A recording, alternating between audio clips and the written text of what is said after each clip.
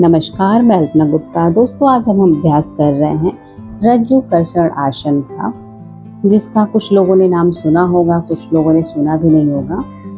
जिसका अर्थ होता है रस्सी को खींचना।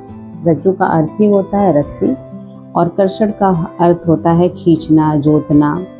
जिस तरह से खेतों को जब हम जोतते हैं तो बिल्कुल एक सीधी लाइन में जोतते हैं, उसी तरह आपका जो हाथ है बिल्कुल ऊपर से नीचे सीधा जाएगा।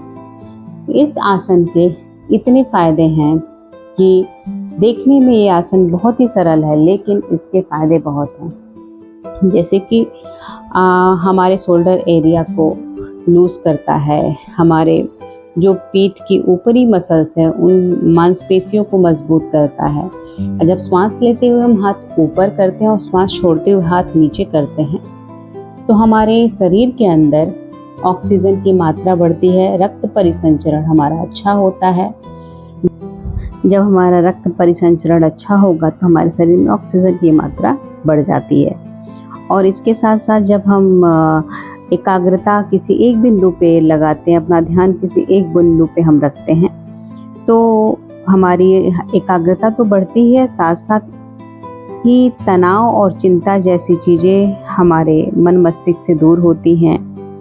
और इस आसन का अभ्यास यदि रोज किया जाए तो शोल्डर से संबंधित कोई दिक्कत आपको नहीं होगी, पीठ में दर्द की समस्या आपको नहीं होगी और करना भी बहुत आसान है।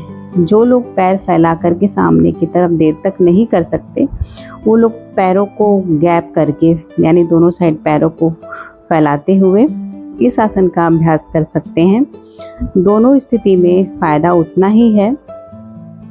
और स्टार्टिंग में इसका अभ्यास जो है बहुत ही आराम से श्वास लेते हुए ऊपर हाथ को कीजिए और श्वास छोड़ते हुए हाथ को नीचे कीजिए और बहुत ही आराम से कीजिए। जैसे जैसे आपका अभ्यास बढ़ेगा धीरे धीरे, उस तरह से अपने हाथों को आप थोड़ा सा स्पीड में भी ऊपर और नीचे कर सकते हैं। और जब ऊपर और नीचे करेंगे तो आपकी जो श्वास है एक रिदम में चलेगी, यानी जैसे आपका हाथ ऊपर उठेगा, श्वास आप लेते हुए हाथ को उठाएंगे और जैसे हाथ आप नीचे रखेंगे, आपका श्वास बिल्कुल बाहर की तरफ आप निकाल देंगे। इस आसन को करने में अंदर से अच्छा भी लगता है, आप बोर भी नहीं होते हैं और ये आपके शारीरिक मानसिक रूप दोनों तरीके से आपको एकाग्र करता है, आपके शरीर और मन को बांधने का काम करता है।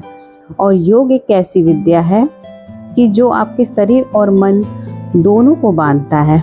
मन को बांधने का काम हमारा श्वास करता है और हमारे शरीर को बांधने का काम हमारा आसन करता है। इसीलिए योग और व्यायाम को अलग अलग रखा गया है। व्यायाम में हम व्यायाम करते हैं, लेकिन उस पर